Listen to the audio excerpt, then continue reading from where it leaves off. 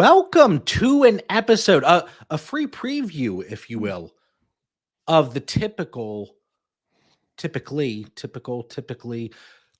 exclusive pivot point in place of this week's episode. We couldn't swing doing an episode this week on Tuesday.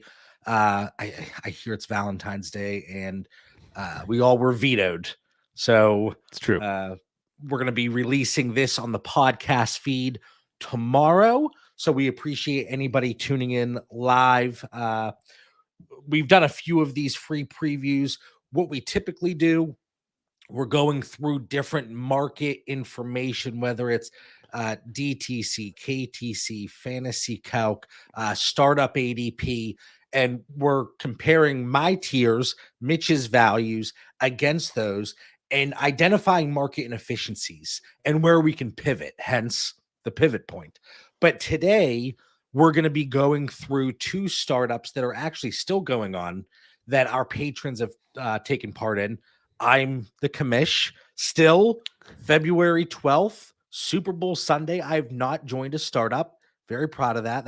This is by far the longest I've gone without any new startups. But Mitch, Super Bowl Sunday. We were just saying before the show, like, maybe this makes me a bad football fan.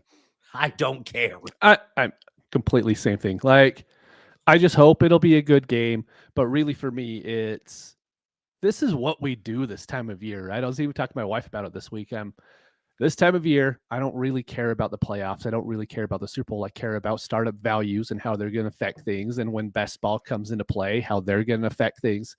But like, you and I are in enough leagues now to where we don't really want to do more startups, right? And so this is the great thing is we have so many startups going in our Discord, even the ones that you don't commish. I mean, there's another one that's getting signed up right now that you're the commish of. There's another one that you're not a commish of that someone's doing it. So, I mean, there's just these startups going all the time. So for us not being in startups, we get to see all these values because we could keep count of all these, and you make these awesome spreadsheets that I get to look at. And I mean, it's just fun. So now I don't need to, oh, hey, I need a startup so I could see players' values now. I get to do this instead. That's exactly it. And that's why a lot of it was happening. We can say it's because we didn't want to add more leagues. If that makes us sleep better at night, if that helps us. When I tell my therapist, hey, I joined 50 more startups, but they're all for research, Doc. They're all for research. It's important. I need to figure out the tax implications on this. If I could start writing off all of my dynasty losses, that'd be great. Yeah, you'd probably have no taxable income then. Exactly. Yeah, I'd be free. I won't be owing the government this year. All right. So a few weeks ago, and I know we just did a startup episode 3 weeks ago, and that was more really strategy focused. What we're doing, going about the startups here, and it really carries over year to year for the most part.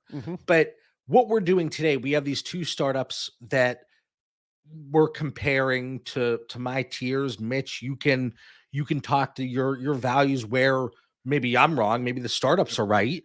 And then I also went back, the two startups that we discussed on that episode I mentioned about 3 weeks ago.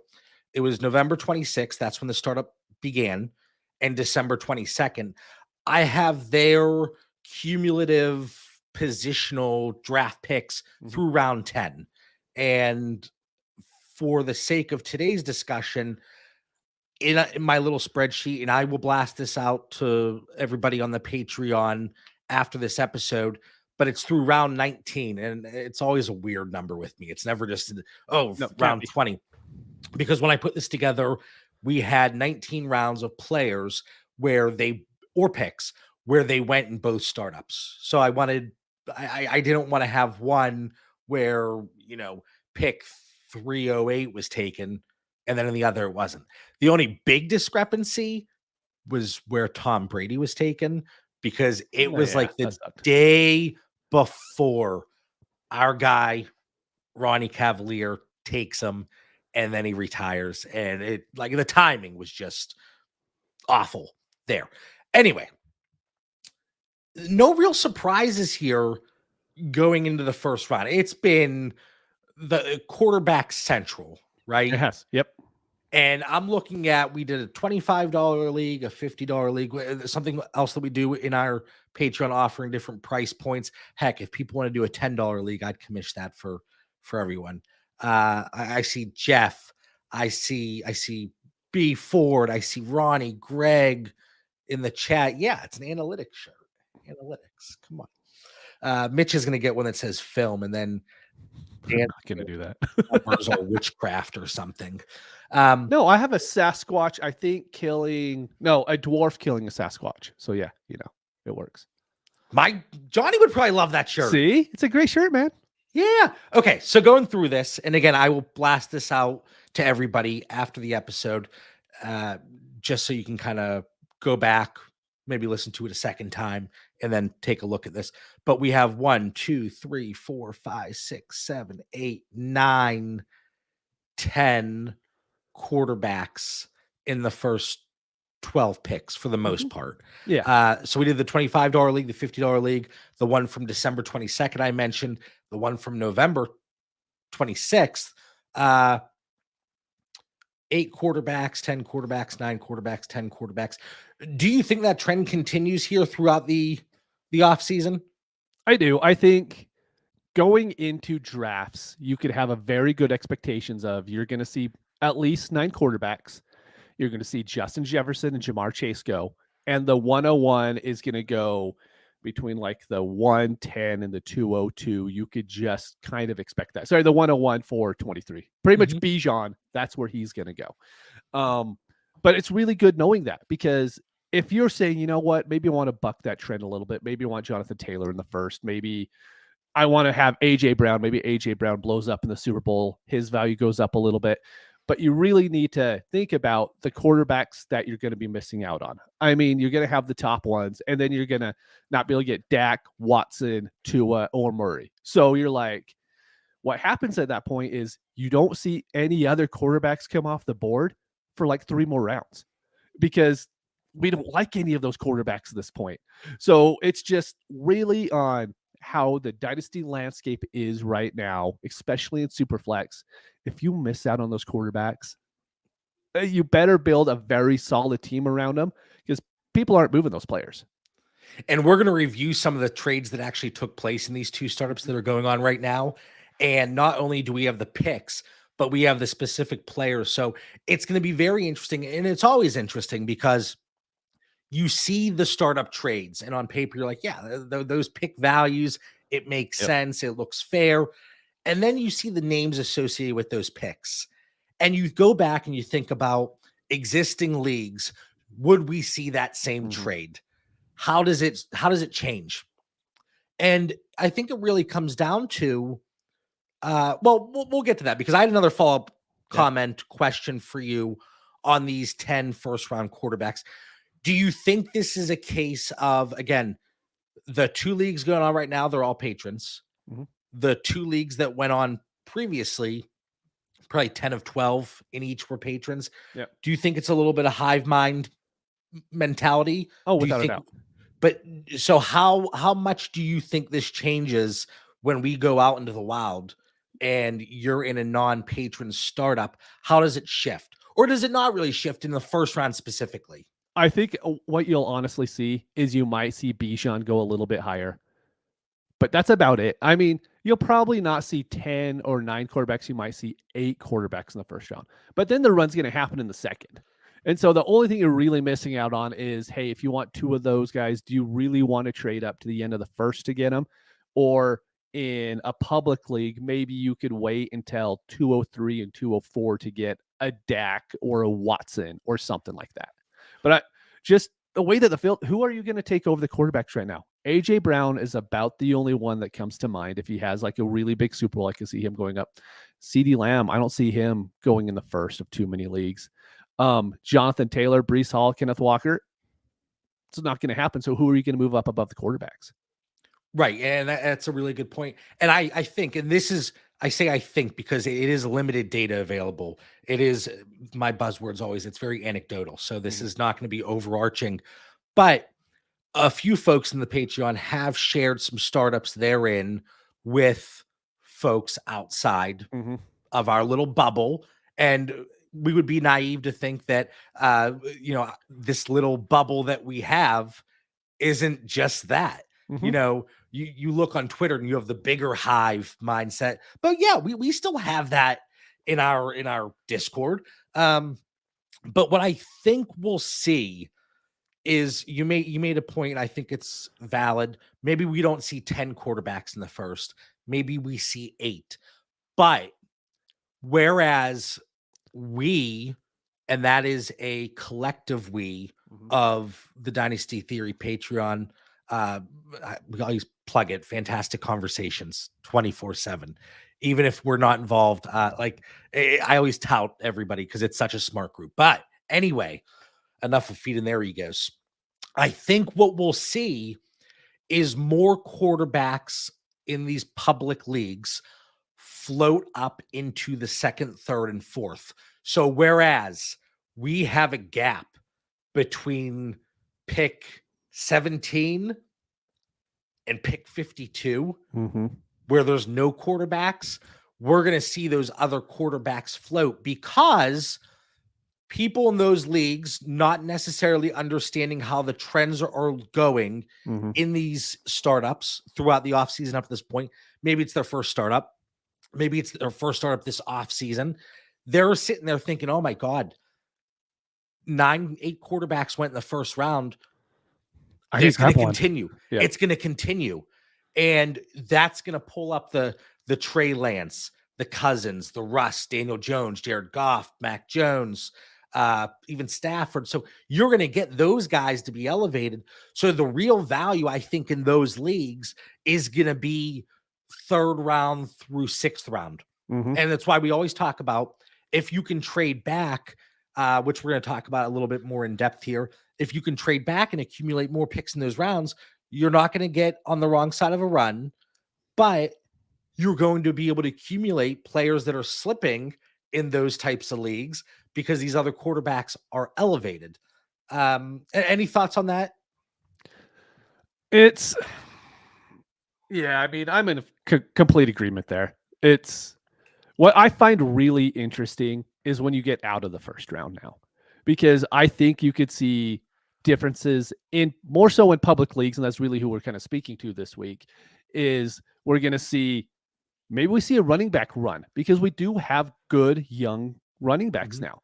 I could totally see Taylor, Brees, Walker, ETN, the 104 end up going in the second round. And then you end up getting, the other wide receivers. I love Amon-Ra St. Brown. I love him. I could see him not going in the second. And then I could see Garrett Wilson sliding a little bit, T. Higgins sliding a little bit. Then all of a sudden you get all these running backs boosted, which creates just a different dynamic in the league, right? Right. And I'm looking at a comment here from Resolute Rock. In a non-PPR Superflex league, how do you shift your strategy? Is it still good to build through wide receivers because of stability? Which wide receivers get a boost?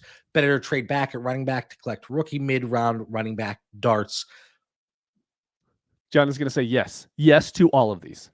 Yeah, there is a shift to an extent, but you're still going to see like these high-end wide receivers, Jefferson, Chase, A.J. Brown, Lamb, Waddle, they give you that touchdown upside, whereas in a non-PPR league, you're hurting those mid-tier wide receivers more than anything. And it happens with tight ends too. When you go from 0.5 PPR across the board for tight ends to 1 PPR across the board for all positions, and you get into 2 PPR, that elevates the not so much this year, but a Kmet, a Dalton Schultz, those players that are just those accumulators. So the real players that you're hurting here, it's going to be those PPR guys that don't give you that much upside because of touchdowns. Maybe it trickles into a Keenan Allen. Maybe it's a Jacoby Myers. Looking at some other wide receivers here. Hunter Renfrow, players like that. So I think while you're removing the PPR, it's still a valuable it's valuable for your team here. This coffee's still kicking in, Mitch. It's still kicking in. No, you're good. And like in non-PPR, a big thing you will also see happen is, so looking at our sheets, J.K. Dobbins, Derrick Henry were like late 6th round picks, right? In non-PPR, they're going to go a lot higher because they're only low because, well, Derrick Henry's getting older, but Nick Chubb is right around him as well.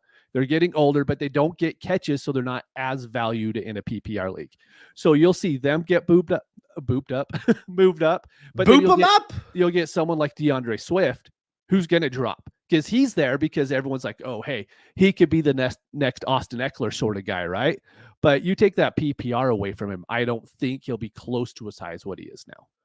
Right. So I think we still see those high-end wide receivers go. If anything, we see a slight drop in the running backs, like you said, in Austin Eckler, because now they're not accumulating those points for receptions. And it's an interesting question because it's something we don't really talk about on the show. No, not a lot. We don't talk about a lot of standard scoring. So I think that's a fantastic question. Oh, it's great. Yeah. I think it's great to get a different perspective and a different setting and league format. Hopefully we're able to shed some light on that and answer a little bit there. B Ford in the chat. I hate to buck the hive mind, but I think the gap between the quarterbacks we like and the next batch is probably too big. I do think a few of Lance, Cousins, Russ, Stafford, Goff, Dime should be bumped up a bit if you don't have a second quarterback. And that's fair. You know, we're looking at them in the 5th round here, 6th round. Maybe they go up into the 4th. But I think we're going to see leagues where that initial quarterback run, people worry, and it gets floated up into the 2nd, 3rd, early 4th. Let's see here. I had another follow-up question for you. And of course, while you were talking, like I had a million follow-up questions. The running backs. We talked about these infusion of the young running backs. Let's talk about some of the rookie picks. I love the comment from Resolute Rock. Yeah. Gonna boop those guys up my rankings. Boop them up. Look, speaking at 7 o'clock in the morning isn't the easiest thing in the world. I know when you just wake up, because when you get on before we hit record and go live, like you can just, you're like the groggy frog over there. Hey, what's going on? All right. So picks. We talked about the 101. That's going to be discussed so much throughout the offseason. For me personally, I think where they are going, 102 and 103, because of how I have them tiered with the 104. And I know a lot of people, they're going to have 101, 102, and then that separation. I don't see the separation between 102, 103, and 104. So for me personally, the way it's playing out right now in startups, 102 and 103, they're going too early for me. Well, again, look at I hate to compare things to existing leagues. Yes. But you got 102 and 103 in 2 PPR going before Kyle Pitts. I know you're not a huge Pitts guy. Going before Mark Andrews. I mean, Amon-Ra St. Brown is going after the 103. Garrett Wilson, Chris Olave. Like, there is too much risk. You are backing yourself in a corner with that 102 and 103 to either take quarterback or it's going to be quarterback. Yeah. Or you go with Jahmyr Gibbs, because now right. So there's going to be people that don't like Jahmyr Gibbs. I like Jahmyr Gibbs. I know you don't, but let's say, okay, Gibbs gets a garbage landing spot and people just, and he slips to the 3rd somehow. Okay. And now you're looking at, well, maybe I take my wide receiver 1 in this class. You're taking that wide receiver over Waddle, St. Brown, Wilson. It's an instant loss, and it's too much risk. Unless you're just planning on getting a quarterback there. I think if you're planning on getting the young quarterback there isn't the Kenny Pickett right now there to where no one really likes him, right? He went to a great spot, but no one was like, I'm going to take him at the 103. But I think with Stroud, there's, I don't think so with Young, but just with both of them, I think there's going to be enough hype with those players that they'll be okay there. Is it a reach? Yeah, but if you compare it with the other quarterbacks, is it a reach? I don't think so. And you've seen me in a mock Superflex rookie draft now. I'm a complete that 104. It might as well be right next to that 103 for me because I see absolutely no difference with the top three quarterbacks. But see, that's my point there. Mm-hmm. That you're getting a round difference between 103 and 104. Mm-hmm. So you're kind of speaking the same language as me here, where the 104 is a far better value. And I don't even think it's a value necessarily. I think it's where it should be going, a far better value than that 102 and 103. And again, I know a lot of people have that gap between 102 and 103, and that's fine. If that's the way you have a value, that's a different discussion. But you're backing yourself into that corner where, okay, if you're 102 or 103 and you took them, and now you're in your rookie draft and you can't trade out because you're not going to get the return necessary. You didn't leave any room for error. It's not like you got 103 late in the third round. And now if you choose to move that pick, okay, you're kind of maxing it out where it is for the time being. I would much prefer, and we'll get into the specific trades, but I would love to trade back if possible once you hit that middle of the second round of startups. Yeah, I could see that. I see what you're meaning now.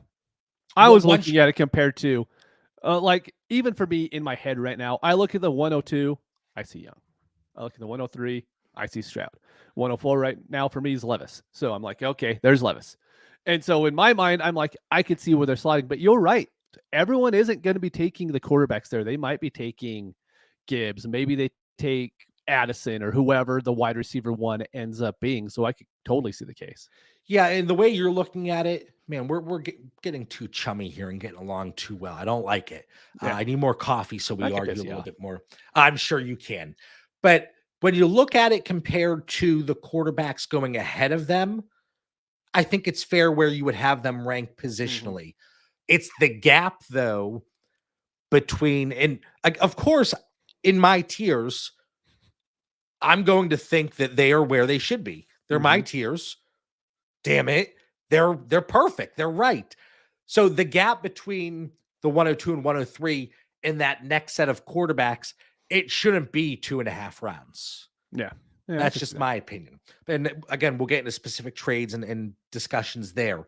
So that's the 102 and 103. We have the running backs here. Let's get into them a little bit. Of course, it's going to be the 101, but then it's JT, Brees, Walker, McCaffrey, Etienne, Barkley, Eckler. This is the one. And if you look at the cumulative, Mitch, in columns M, we have 0 running backs in round 1 in both of the current startups. Through 2 rounds, we have 5 and 3. Through 3, 6 and 7. You don't really see, it's kind of more of a steady, it is, running backs trickling in throughout. Yep. You don't really see that big break where you see it with quarterbacks. You see it with wide receivers to an extent. You certainly see it with tight ends and the picks. So running back's the one position where you're just getting this heavy, not heavy, constant flow, heavy flow. Man, I'm hanging out with too many of my wife's friends talking about their stuff. Anyway, my Jesus. She's not going to listen to this. That's okay. No one else is at this point. constant flow of running backs trickling in. And do you think that's fair? Do you think that's kind of how it should be going? Do you think there should be more of a gap at some point like we see across the other positions? I don't think so. And this is what's so interesting because Dynasty startups haven't been this way, I would say, for 3 to 4 years, to where we saw so many running backs going so early, but they're good running backs. That's the thing, is there was times where we'd see like Kenyon Drake go up this high because, he got that free agent money, and we saw Jerick McKinnon go that high because of free agent money. These guys are just all good young backs. And so in my opinion, it kind of makes me want to get them instead of building through the through the wide receivers, only because if running backs are going higher, that means there's going to be wide receivers going lower that I'm going to like, right? And you get through these running backs. Once you get past DeAndre Swift, I'm not extremely happy to have Chubb, Harris, Stevenson, J.K. Dobbins, Derrick Henry, any of those guys is my running back one. But if you tell me maybe I could get let's just say I go Josh Allen in the first, I get Kenneth Walker at the end of the second, I start with Travis Etienne the beginning of the third. That's a pretty good solid foundation because I'm going to miss out on Bijan. That's the thing that you have to look at this is you could have a plan going into the startup draft on, hey, I want these players. If you get the 102, there's certain players you're not going to get. You're never going to have Bijan on your team if you have the 102, but you could have Mahomes or Josh Allen. And so how are you going to be like, well, someone else in the league is going to have Bijan and they're probably going to end up getting the 104, 105 as well. Is this one I just hit running backs to make sure that I'm solid in that position? And right now, I'm okay with Jonathan Taylor on my team for 4 years. I'm okay with Breece Hall, Kenneth Walker, all those guys. So in my opinion, yeah, I think this has changed the way that I look at startups this year. Are there any, and this goes into more just all of the positions together, are there any gaps that you see throughout the startup, throughout the way they've been going here that, like me, with once you hit that mid-second, you're like, I don't want to make a pick here? More, it's closer to the mid-third now because I think there's just a glut of people there. You're looking at, do you want Jalen Waddle, Amon-Ra, Garrett Wilson, T. Higgins, Chris Olave? I mean, I want other people to make those picks, and I'll just pick Devontae Smith in the next round and be okay with it. Yeah, that discount's slipping away, though, on Devontae Smith. It is. Tight end. I would like to say I'm the reason for it, to be honest. Here, let's see. B. Ford. I'm curious where you see Tyreek, Diggs, Kupp, Adams go versus Wilson, Olave, DK, Devontae. Some people still prefer the older ones. Startup data I've seen has them all mixed together. No clear tiering. So looking at it strictly from wide receivers here, let's do a little filter. So we got Jefferson, Chase, AJ Brown, people CD hate Lamb. Kupp right now. I mean, you can't move him in existing leagues, and in these leagues, he's going in what, the end of the fifth, pretty much? End of the fourth, beginning of the fifth. Yeah. So then we have, let's see, I'm trying to focus just on the names here. Waddle, Amon-Ra. So it's Wilson, Higgins, Olave. Then you sprinkle in Diggs, Tyreek, and then Devontae. Mm-hmm. Then you go Metcalf, London, Kupp. So yeah, I agree with the overall comment there from Brian. You don't really see, all right, here's the young guys. Yep. Tier break. Here's the older guys. They are going relatively in that same area, end of the third, beginning of the fourth. Yep. So, but okay, let me rephrase what I said earlier because I don't want to be misconstrued. I don't want to make a pick in the second round, not because I don't like the guys.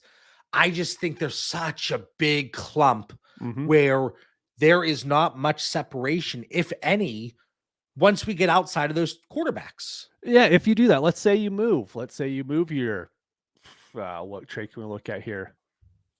The 212. Let's look at this one. The 212 plus the 1112 for the 410 plus the 5.03, which is a pretty big cost move up. Looking at the players, you're like, yeah, I really like what the person trading down got in that position, right? But it's also the positional risk that you're risking there. You move out of there, you're probably not getting a running back. I mean, so you are going to be looking at your best running back maybe being Josh Jacobs. And a lot of people are okay building dynasty teams this way. It's just how I'm looking at it this year. I'm probably not okay with it. Yeah, but I also think that's part of the running back landscape. And I like the conversation because, yes, I have so many. When I go through my spreadsheet and I have all of my teams, and you've seen, I have the green, yellow, red. So much red. So much red. But especially this time of year, I am extremely conservative with the way I go about it because you conservative in dynasty? No. Let me explain what I mean here. I don't want to overshoot and say, oh yeah, that positional group is green. That's green. This is a perfect team. So if I'm looking at backfields with a lot of those question marks here, and I have Javonte Williams as a wide receiver. What the heck was I doing there?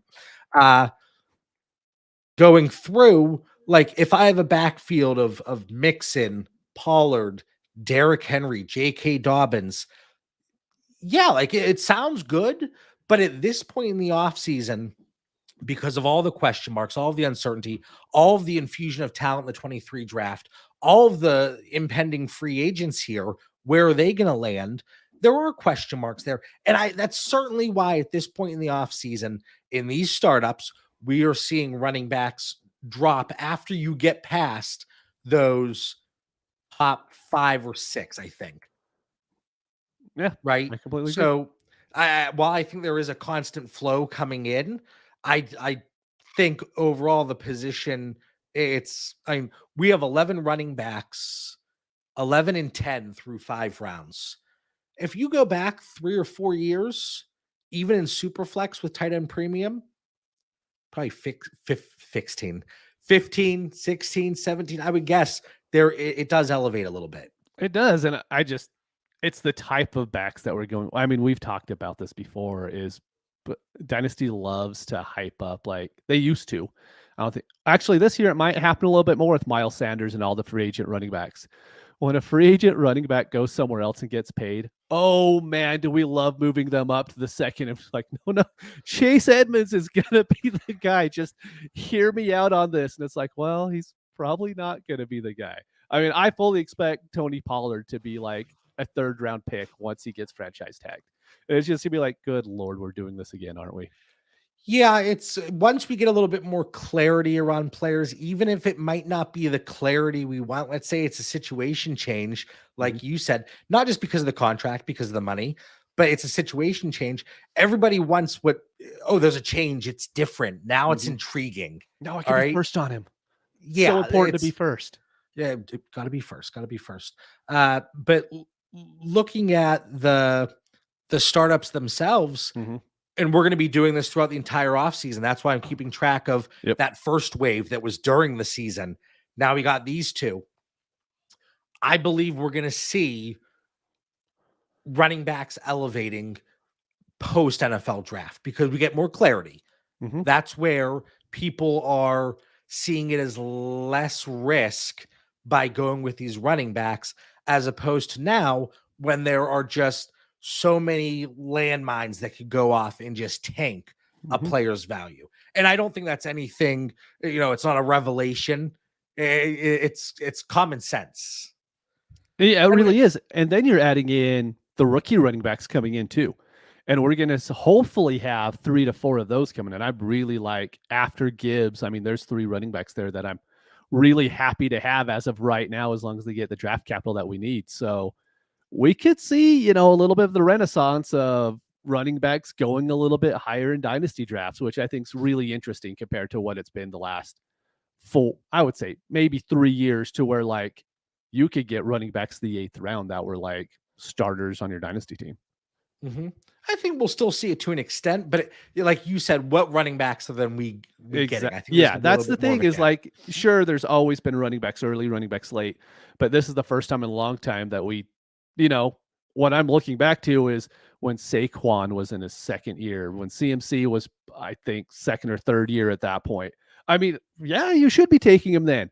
But then we started having Javonte Williams at the end of this, or like in the beginning of the 2nd round in startups. And it's like, but why? I mean, he wasn't even doing anything on the field at that time and people were drafting him that high. So it's nice just to see that we have good talent now in the league. So we don't need to be doing that. Tight end. Yep. Now, remember, these are 2 PPR leagues. Are we seeing an overcorrection? Last year in startups, Andrews, Kelsey, and obviously he's another year older, but is he ever going to retire? Who knows? Travis Kelsey, Mark Andrews, Kyle Pitts going in the 1st to mid-2nd. Oh, yeah. Now we are not seeing tight ends go off the board until end of the 2nd, beginning of the 3rd.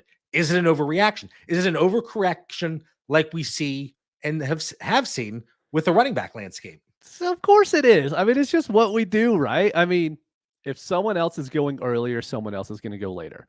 Right now, people, I mean, it's really the running backs that are going higher than them now because we probably have the exact same amount of quarterbacks and wide receivers that went ahead of, Andrews last year.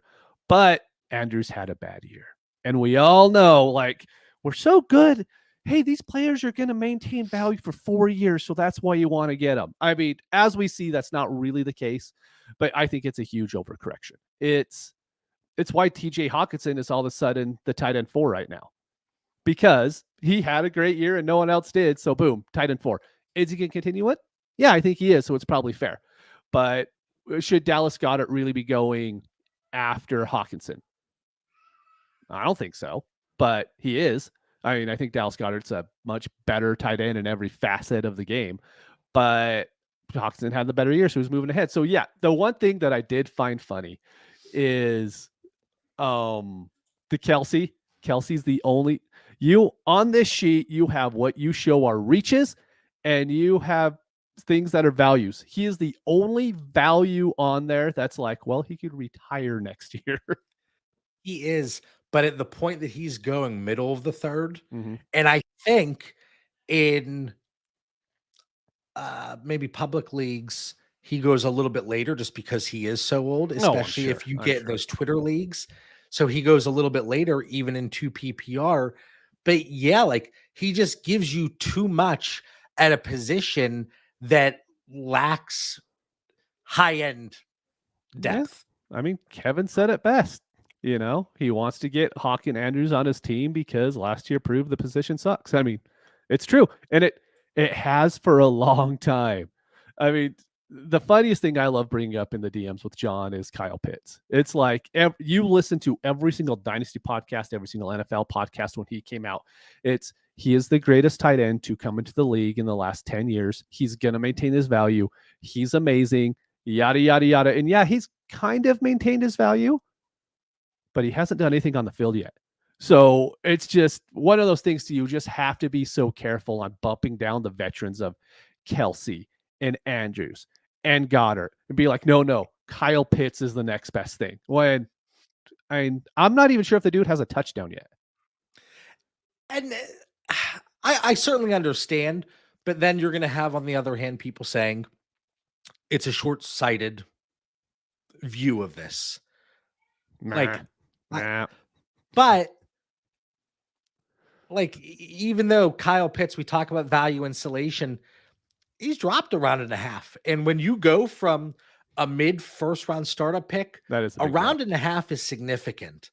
And I know a lot of people, they wanted to push, well, during rookie drafts or startups, his rookie season, this is the cheapest you're going to get Pitts. Well, that hasn't really played out. And it's not so much to look at those people and say they were wrong. Mm-hmm. It just comes down to the unpredictability of all of this. And like you said, we can sit here and say, yeah, this guy's going to have that insulated value for 3 years, 4 years. No worries. We're always wrong. All the time. I mean, we're wrong on players. But that goes back to why certain assets, I want to split them up. Yeah. Because it limits the exposure, it limits the risk, and yeah, you're going to miss out on some of these guys then. But I have some trades that I made. I moved off of Pitts, and I know in the Discord at the time, I got some votes on the other side. Maybe. And now I look at it here and I'm like, okay, this is okay. Yeah, it's how so for anyone who's listening who doesn't really know what John does in startups, he is the trade back guy. He always wants to trade back, and him trading up just doesn't happen very often. But hold on. You just let me talk for a minute, John. You just hold on there for a second.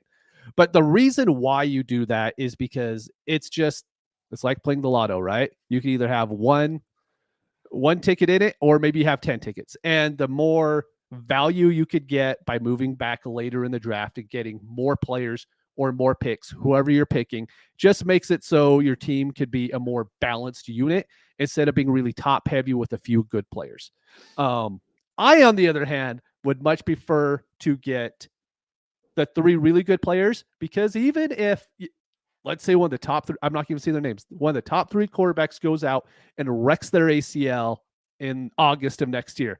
I can move him for that exact same value because that's just how good they are. And so that's why I'm okay moving up, because I know I could get that value no matter what happens to that dude.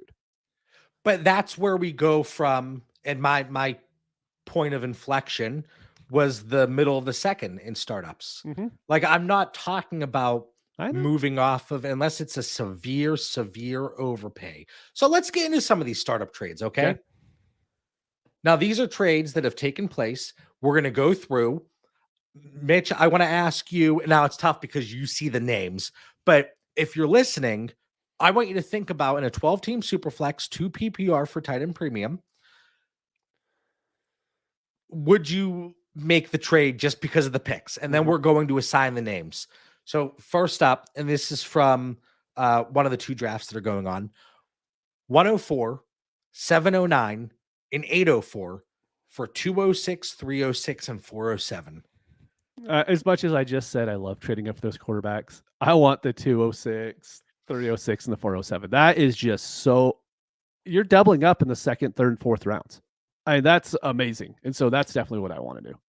Yeah, this was the one trade. Obviously, I love getting up there for the 104. That's but you'll see in another trade, because I don't see that much of a separation between like the 104, 106, 107, 108. Yeah. There are opportunities. And again, I don't have names of the managers on here. So by no means are these knocks on anybody. Just observations. What? No, we're knocking. If I say your trade's bad, your trade's bad. You need to come to EMS more for some more advice. That's aggressive. That's aggressive. Man, you need to go back to bed here. Bring it down. Bring it down. So 104, 709, 804 for 206, 306, 407. That turns out to be Jalen Hurts, Brandon Ayuk, and the 2023 201 for AJ Brown, T. Higgins, and DeAndre Swift. I'm thinking about existing leagues right now, and that's a lot to move. But if you really like Ayuk in the 201, I could see people preferring Ayuk in the 201 over Swift. Yeah. People hate Swift. That's true. So now it comes down to AJ Brown and T. Higgins for Jalen Hurts. I don't think that's an absurd price. It's not absurd. No, it's not. I think anyone looking at it just on name value is going to be like, oh, I'm taking the AJ Brown, T. Higgins. But it's what it does to your team as well. So you have those 3 guys. You also have the other second round pick that you have, the other third round pick that you have, and the other fourth round pick that you have. And it's just what it does to building your team when you have that. I mean, you're getting at least 6 picks in the top 4 rounds. That's pretty good. And you certainly have a strong foundation, and strong base. You can still ruin it. I ruin those all the time. I mean, without a doubt, I can move back and completely screw my team over. But the hope is that you don't do that. It puts you in a really good situation in year 1 too. So the way that I'm looking at it for that 104 side, a probable year 1 punt is probably the play. And then you look to backfill positions, and obviously you can use that you can fill in the gaps at running back, certainly, because I think that's where the biggest miss is going to be. But I thought it was a high price, and you'll see when we get to another example. Probably, I mean, what about this one? 102 and 1311 for 203, 703, and a 24 first. This turns out to be Josh Allen and Sky Moore for Deshaun Watson, 110 and a 24 first. Give me Josh Allen there. Yeah, for me, that's the offer that I'm sending. So when I go into a startup and I'm trying to move up, that's the exact thing. That's exactly what I send. I send like the second. Usually I'll start up with like my 8th round pick, and I'll throw in the first, and I hope that's accepted. If not, I'm willing to bump up that 8th to whatever is needed to get it. But no, I love that for Allen. Yeah, and you look at the sides. Obviously, you're getting Ayuk in the 201 with that first trade. Mhm. You're getting Sky Moore. Again, that's a conversation for another day Yeah, with Josh whatever. Allen. But the return overall, like that would be a wash. The second one is a price I'm willing to pay to get up to Josh Allen. Agreed. That one I would be far less hesitant than the first one. But again, if you want to get your quarterback, that's the price. That's the price of admission. So yeah, but you could probably shop around a little bit more. That's all I'm saying here. All right, next trade.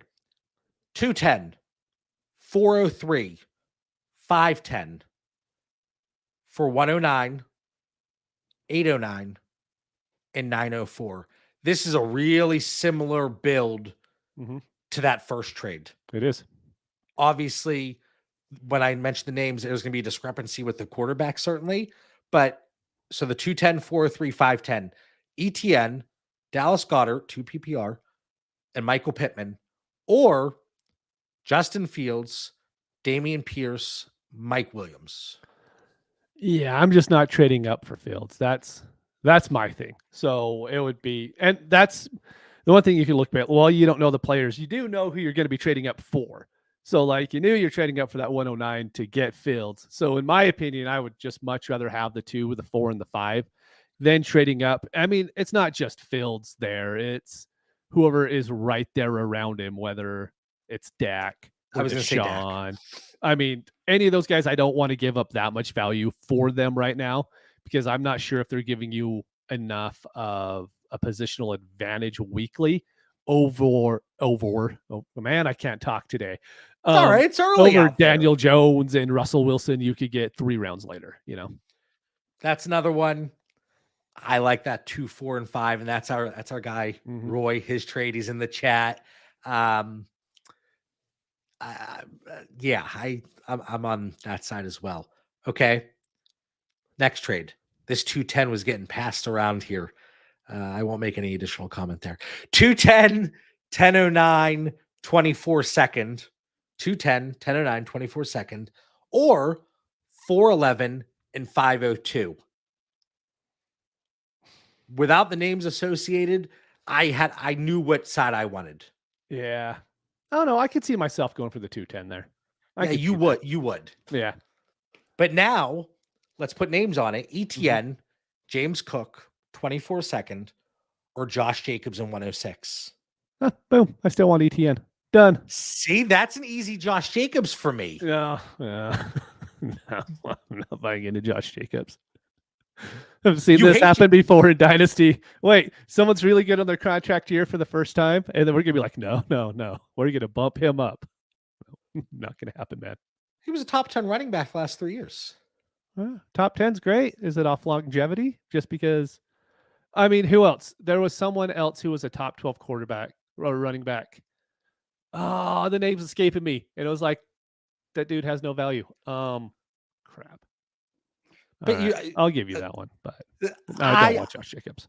I like that with the 106. Of course you do. So if you're in the chat, if you're watching back on YouTube, if you're listening on the podcast feed, drop a comment somewhere. Who do you side with here? Do you want that 210, 1009, and 24 second, or 411 and 502? And then we can look at the names attached. So that one might be a little bit more divisive here. All right, 212 and 1112. Or 410 and 503, really similar trade. But seeing the players that happen on this one, I want the trade back, right? But I could trade back here too. I could see the trade up if you're getting an ETN or something like that. I just don't like the trade up for the 102. No, again, I think it's overvalued. I think you're paying for that. So the trade was 102 and Jacoby Myers for Trey Lance and 105. I don't even like Trey Lance. That's true. But that 102 to 105, when things are all said and done, Trey Lance over Jacoby Myers, obviously very easily for me. So for me, this was an easy trade back situation. But this shouldn't surprise anybody because this is going into what I mentioned 25 minutes ago where once we get to the middle end of the second, I want to get the hell out of there. I want to trade back. So give me a 4th and 5th for my second and then some later picks. Sign me up. Nah, give me them beautiful running backs, man. Yeah, I know. And you have the nerve to talk about longevity just a few minutes ago, and then you want to spew running back. These ones are going to hold their value, though. I'm not worried about Kenneth Walker. Kenneth Walker also should have been the rookie of the year. He should be going in the first round this year. Wah. He didn't win rookie of the year. Build a bridge and get over I it. didn't even know that was going on. Ronnie in the chat whining. Come on. 24 first or 6'11. Perfect value. Absolute perfect value. If I'm moving my first, I want to move it for someone else's 6th. I will move my 7th round pick for someone else's first. So 6'11 is cutting the difference perfectly. I love it. I would do that in every single league. I have it tiered together. So I think that, again, I talk about the point of indifference constantly. You would have to believe, and I don't know if Dobbins is necessarily the piece that's going to do it, but in a lot of situations, if somebody's moving their 24 first, the plan is certainly to compete. But even if they don't, you know that they're not necessarily going to be looking to blow it up. So maybe it turns out to be a middle of the pack 1st and 24. So my point there is we would like to think it's a random first. I would think it would skew more towards the 107, 108 side in terms of randomness. That's what you're doing when you're moving if you're giving someone else an extra startup pick, you should assume that you're making their team better for the upcoming season, because that's what should happen. They're getting a better player to fill into their starting position while you aren't getting a player, so you get a draft pick for the following year. So you should fully expect that when you trade for someone else's first, that it's going to be a better team. I mean, if you're assuming that, like, no, I'm going to trade for this and it's going to be the 103, it's going to be very seldom that happens. It does happen. It'll just be a little bit more seldom. Yeah, so the way that compares to where the 23 first went, Dobbins went after the 109 in the 2023 picks in the startup. So 109 for 24 first. Like you said, it's fair value. I don't have a major issue overall with the trade itself. Dobbins right in that range there. So yeah, I think it's fair. I think that's a good conversation though, when you're comparing the 24 picks versus the startup picks. All right. So I want to go to the other draft and we'll try to keep this relatively quick. Jeff says Stevenson before the 110 was my biggest no, guys. Okay. Yeah. Okay. I'm lower on Ramondre too, just with Patriots running back off season. So I get it. All right. 107 and 1306 or 310 and 403. And this is why I dislike that first trade we talked about. Okay. Because this value is significantly better than the 206, the 306, the 407 for Hurts. You're right. Yep. And you got the 7th and 8th. But so this was Lamar and Zeke or Barkley and DK Metcalf. I want Lamar. Yeah, it's Lamar, without a doubt. So I think that's where we see, if this trade didn't happen, and I think this one might be more of an outlier. Again, I don't know who moved back out of the 107. Go to the next trade, because the next trade is directly just like this. Yeah, actually, this next trade. So I'm interested to see where you will go with this one, because I know where I am. All right. It's 212, 312, 401 for 104, 1004, 1109. So very similar to that very first trade we talked about involving Hurts, A.J. Brown, Higgins. So this is Mark Andrews, 2 PPR, Saquon Barkley, and Devontae Smith, or Joe Burrow, Mike Evans, 207. For me, it's Burrow. And I love Andrews, and I love Barkley, and I love Devontae Smith, but I want Burrow. If that's the So price that I'm paying, I probably wouldn't pay that price, right? If I had to pay that price, I don't mind it to get Burrow. So is this a Burrow versus Hurts thing? Is it an Andrews, Barkley, Devontae Smith versus AJ Brown, Higgins, and Swift thing? What is it for Oh, you? it's the Hurts and the 201 in the other one, and the Evans and the 207 in this one. I'm not an Ayuk guy at all. But so for me with Burrow is I played a lot of DFS, right, this year. So you're watching what's happening throughout the games when you're doing that. Do you know how many games Burrow almost had like 300 yards in the first half this year? It was obscene. Probably And you watch significant. that because that 300 points, the break run, if you're getting the bonus points on DraftKings, there was times he's almost hitting it in the first half. And so for me, I'm not like a huge, hey, go get your pocket passer sort of guy, but how they built that team and how that team is, I just love Burrow. And I mean, I like Hurts too, but I get Burrow. And then, if I'm trading up, maybe I have Herbert too. Oh man, that's what dreams are made of in Dynasty, man. See, that this is interesting to me. I knew you would take the other side. No. Yes, I will take the other side here. You could but get your again- Ryan Tannehill. No, but again, you're doubling up in the second, third, and fourth. Same as the first scenario. Mhm. You're getting back a 10th and 11th here as opposed to a 7th and an 8th with Hurts. So for you would take Hurts, you would take Burrow, Evans, and 207 Yes. over Hurts, Ayuk, and 201. Oh yeah. Oh no. Oh no. Oh, it didn't take me long to get you pissed off this morning, but it did happen. That's good. No. Dude, Man, I don't like Ayuk, man. Like, at some point. But you want Evans, who is going to be playing with the Trask can. I'm pretty sure that's not going to happen. I'm just going to say No. Trask is probably not going to be the starting quarterback.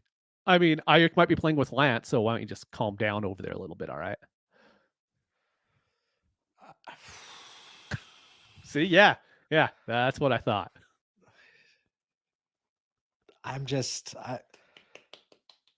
It's just very interesting to me to take one side and one and the other. Mm-hmm. Well, the other side got AJB, Higgins, and Swift. I mean, yeah, I get that. I take AJB over Andrews.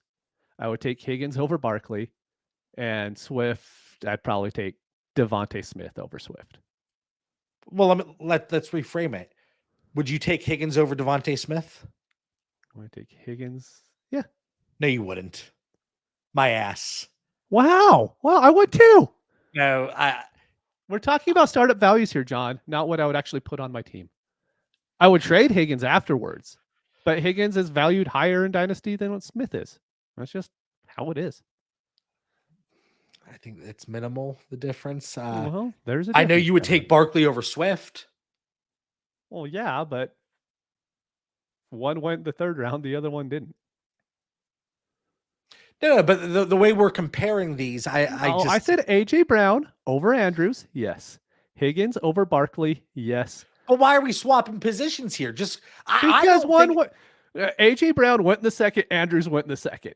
Higgins went in the third, Barkley went in the third. Swift went in the fourth, Devontae went in the fourth. So I'm not switching positions. I'm just saying I don't second round, third round, fourth round. I don't think you would take T. Higgins over Devontae Smith. I would. You wouldn't. I would not take Devontae Smith in the third round. I would see myself taking Higgins there. Listen, I know yourself. People love Higgins, man. I know you better than you know yourself, okay? People love Higgins. I'm not taking him for me. I'm taking it to move him to someone else who likes him that high for whatever reason. All right, I can't deal with this anymore. So a few more very quickly. My blood pressure is going through the roof. It's early. All right, 204, 409, and 504, or 201, 412, and 612. So you're moving up 3 spots each on those first 2 picks. Or wait, correction. You're moving up 3 spots in the first pick, and then you're moving back 3 spots in the fourth, and moving back a round and a half from the 5th to the 6th. All right. AJ Brown, 105 and 106. Or Deshaun Watson, Kittle, and 106. Oh, it's AJ Brown. I mean, it's very easy, but I think the Or 107, value. 107. Yeah. No, what pick? Hmm? What the frick was that 412? Oh, that's great. But just saying that I think that is fair value to move up. Taking the players out, you're moving up 3 picks extremely early in the draft. You're letting someone else move up a little bit later, 3 picks, and then giving them a round difference later. I think that's more than fair when it comes to value. All right. 411 and 502 or 206 and 1407, just based off the picks. This is very close to what we saw in the other draft. Yep. I want the 411 and 502. That comes out to be Goddard and Pittman or Breece Hall and Michael Thomas. Man, I like Breece Hall, man. I just like those running backs. I got to get these juicy running backs over to you. You do, but you don't have any of them. That's the thing, is you traded out of all of them. So right. Yeah. I would take Goddard and Pittman over Breece Hall and Michael Thomas in 2 PPR. Yeah, I mean, if looking at that, I could see it. But if I have that 411, I'm like, hey, I can move up and name whatever running back you want. That's probably a trade I'm doing. Okay. All right, that's fair. So another discrepancy there. 310 or 509 and a 24 first. And this came out to be 104 or 108 and a 24 first. That's almost what I'm wanting to do. I think the value there is fine, right? If you're pretty much giving someone 2-round advantage to move your first with it. But I just don't like that 310. I just don't want to trade. There would have to be a specific player there that fell that I'm like, no, he's too far. I'm moving up. I couldn't just move up. Start of the draft, I'm not moving up for the 310 without knowing exactly who was there, because like you said, there's the glut of players and there's probably not one there that I'm like, no, I need to give up my first to go up and get that guy. With the pit, again, 310, 509 first, give me 509 in first. Mm-hmm. When I see the players, the picks associated with it, even more so. Even more. Yeah. So I think that kind of shows the difference between Mitch and myself, where we are with the higher end running backs looking to move back. It makes sense, because I came in saying mid-second, I want to start moving back. Mm-hmm. And to start the show, you said it's about a round later, late third. Yeah. And that really does check out with these specific trades. So I do think it's consistent. I just think you're consistently wrong. Could be. All right. Anything else? This is a action-packed episode. People are going to be taking part in a lot of startups, especially, thank the Lord, the DFS season is coming to an end. I can't stand. Dan blasts his little leagues out in every group chat, and I'm like, oh, I know it's that time, because I have 10 messages from Dan. Dude, it was so funny this week, because it was like 2 spots are filled, 2 spots are filled, 2 spots are still filled. Like DFS, it's Dan. Frickin' stop. Well done. Thank you. I like it. That just came to me. All right. Hopefully everybody enjoyed the show. If you did enjoy it, we kind of have more in-depth conversations on our weekly episode of the Pivot Point. I would say that's accurate, Mitch, right? Compared to the weekly show. Patreon, $5 or $10 a month, depending on the tier. Get in the Discord. Great conversations going on. Some fantastic leagues. And it's kind of where we pull a lot of our content from. So hopefully you enjoyed it. If you did, link in the episode description on YouTube, on the podcast feed, wherever you listen to us weekly. For Mitch Sorensen, we didn't forget about Dan Lamagna playing DFS and all of his Super Bowl stuff going on. Dan is just like a football fan. He is. Like, he was going nuts over that Pro Bowl flag football. Nobody else is talking. Great. Yeah. Anyway, so for Mitch Sorensen, Dan Lamagna, I'm John Bauer. We'll catch everybody next week. Have a great Valentine's Day. Enjoy it. However, peace.